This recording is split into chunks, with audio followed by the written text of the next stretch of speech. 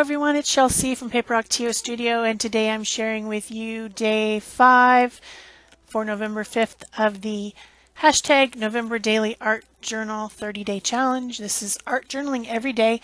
You can still join us, obviously, anytime you want. You can do whatever prompts you want. Just search the hashtag November Daily Art Journal. And in Instagram, you will find everyone's pages. There's actually a lot of people participating now. So all the pages so far are there in that Instagram folder that's with that hashtag. And then also you'll find the prompts, or you can see the prompts here in my video or whatever. Just if you want to play along, please do. You don't have to do every single thing. You don't have to do every single prompt. Just join us because it'll be fun. So for today, the prompt was hot pepper. You know, we did these prompts several months ago, and we were just in a hangout, and we just said things and wrote them down and then made a list. There was no overthinking on this. It was just completely random. And when I got to today, I'm like, hot pepper? Where did that come from? I don't know. But the first thing that I thought of when I thought of hot peppers is the holiday decorating. I have several pictures of when I was in Santa Fe, New Mexico during the late December time frame, and there was all kinds of wreaths and sprays and dangly things everywhere made out of hot peppers. Now that I live in Arizona, I also see these things around the holidays, but it's not nearly as prevalent as it was in New Mexico. I was just there visiting. I didn't live there, you know, and I didn't live in the desert at the time, and so it's a really strong memory that I have of seeing these and thinking how cool that is to just make a wreath. Or a lot of times they're like these. They have raffia, and then at the top with like a bow, and then it hangs down, and it's just got like all these different peppers attached to it. I don't even know how they make them, but they're cool. You can buy them here in Tucson from guys along the side of the road sometimes around the holiday. So really cool. And that's what I thought of. That was probably the first thing I thought of. Then I thought of some other ideas, and I just decided to go with this. So I got a reference picture of a Santa Fe style home. This is like a pueblo.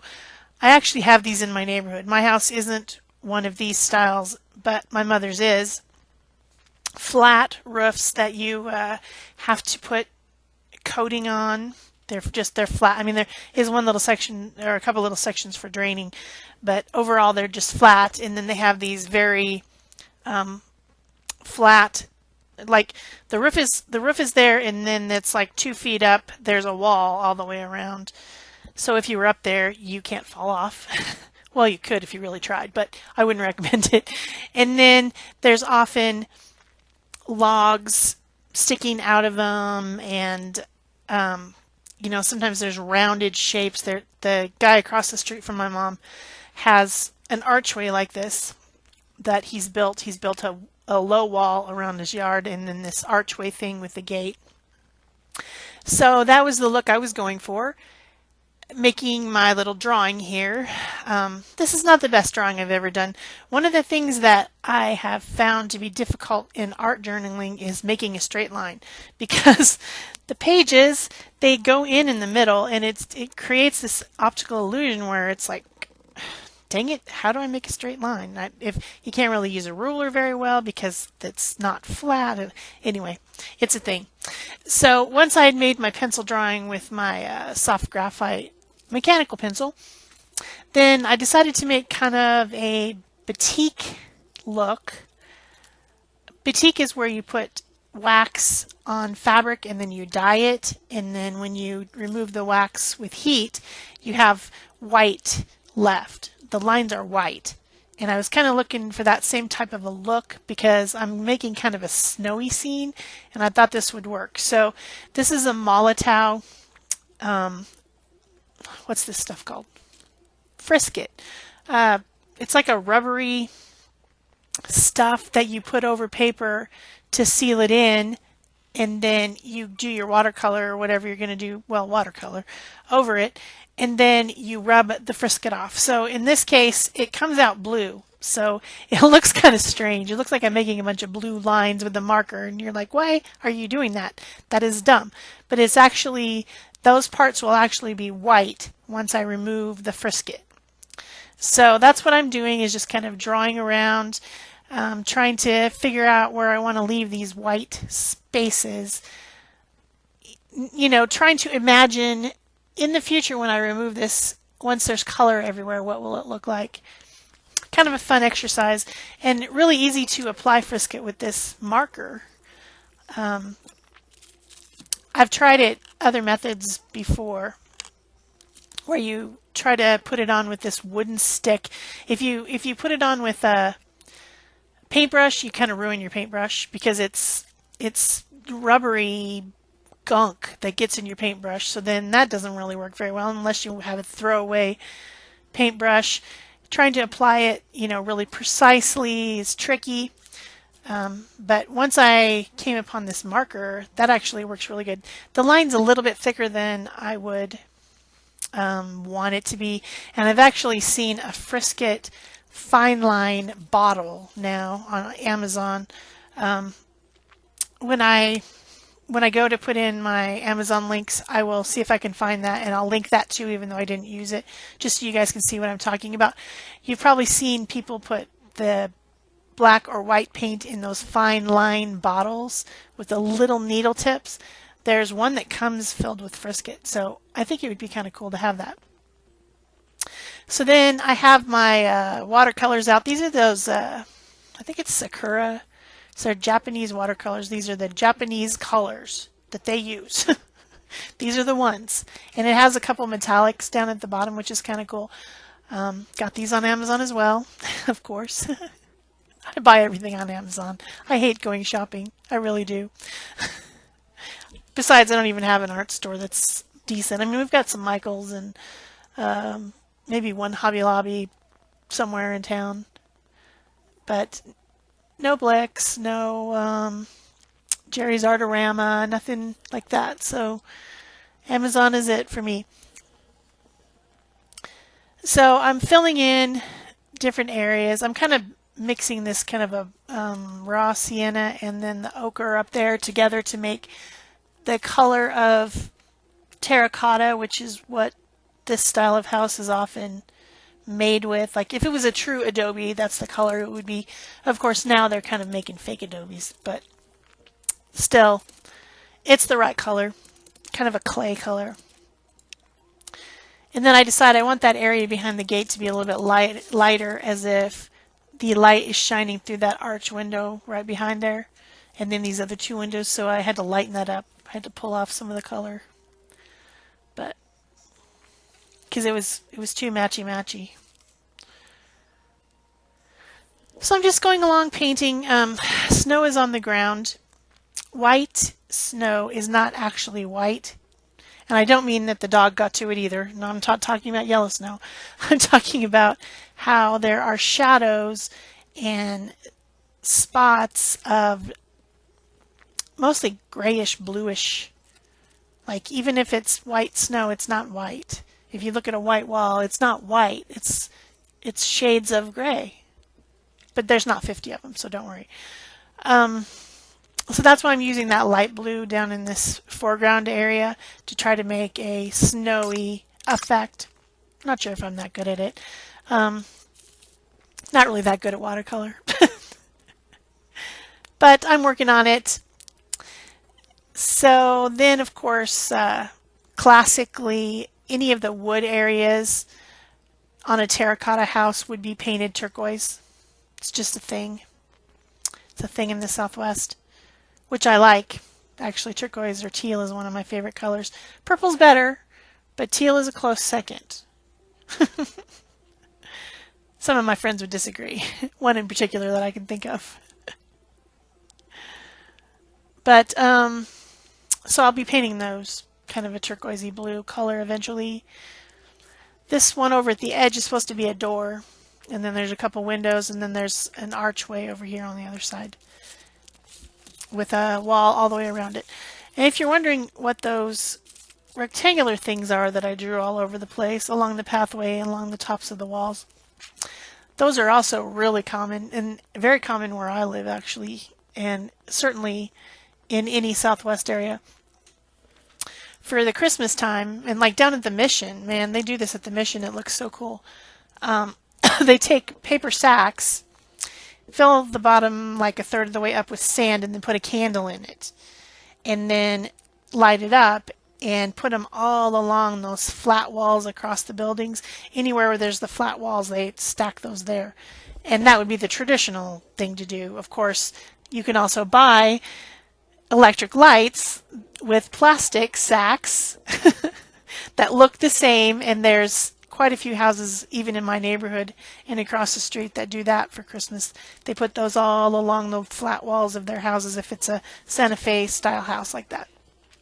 So a common thing to see, and that's what those are. They're called luminaria or luminaries.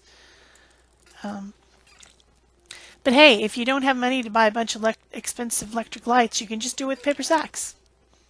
Looks really cool. I even saw some people put them out for Halloween this year. They had like jack-o'-lantern cutouts. Obviously, they must have bought them or something, and they were probably die-cut sacks, like orange sacks with jack-o'-lantern cutout faces, and then they put the sand and the candle in them, put them along the walkways. It's really cool. And of course, those things that I'm painting in are prickly pears. That's almost a weed where I live, really. We have them all over the place. They're prolific. So where are my hot peppers, you say? Well, there they are. I'm finally painting them in. I've got a wreath, and then I've got two of those dangly things, one on either side of the archway. And then in the pots that I have, they have poinsettias. So those will be red also, making it look very festive. So in the comments below, leave information about where you live, like what are the holiday decorating traditions at your house or in your country. I'm curious to know. I think the Southwest of the United States is pretty unique in these decorations, but I may be wrong. They may have originated somewhere else that I just don't know about. So let me know. Leave a comment. I always like my comments, and I know that other people read them as well. And sometimes people respond to other people's comments. So leave me a comment, and of course, give me a thumbs up, because I need that for YouTube, and share, subscribe, those things. That helps YouTube know that I'm making something valuable, and then they recommend it to someone else that can find me. So still haven't made it to that 4,000 mark yet. The year's winding down. I don't know if we're going to make it. Don't know if there's going to be 4 prizes by the end of the year.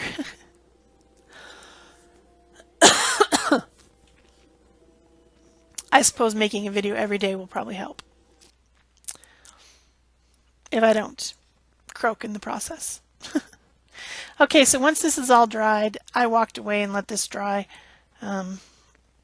I removed all that frisket, and I did it with a remover tool, although you don't have to have that. You can just rub it with your fingers, but your fingers get a little bit tired once you're doing it a lot, so that tool helps to remove. I think it's called a rubber cement remover, and frisket's kind of a little bit like rubber cement, actually. So I had that from my Stampin' Up! Days, where I used it to remove, that Tombow double-sided tape runner stuff. You can remove it with that, so that's why I have it. And it worked great for this, took all the frisket off. And now you see that it's white lines around everything, which kind of looks like batik. It's kind of cool. I'm digging it. But of course I couldn't leave it just that way. I had to go in and add more detail. And guess what I used for detail? Posca pins. Can you believe it? I know you can't believe it. It's not the Posca pins again.